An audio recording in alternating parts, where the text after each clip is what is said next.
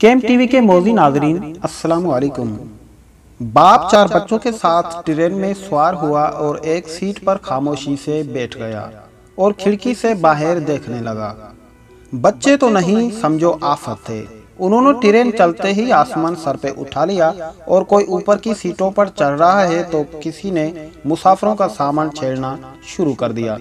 कोई चचा मियाँ की टोपी उतारकर भाग रहा है तो कोई जोर जोर से चीख कर आसमान सर पे उठा रहा है। मुसाफिर सख्त गुस्से में है।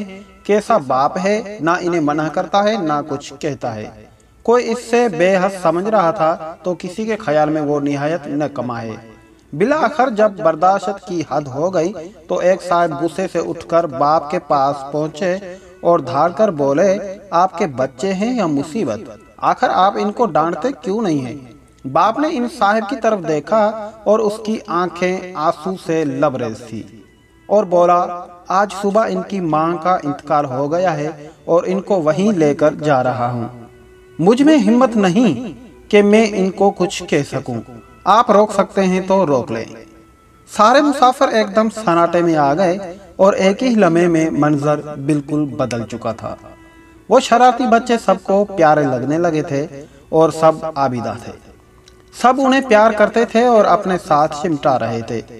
जिंदगी में जरूरी नहीं कि हकायक वही हों जो बस हमें नजर आ रहे हों, बिल्कुल वो भी हो सकता है जो हमें नजर नहीं आ रहा हो।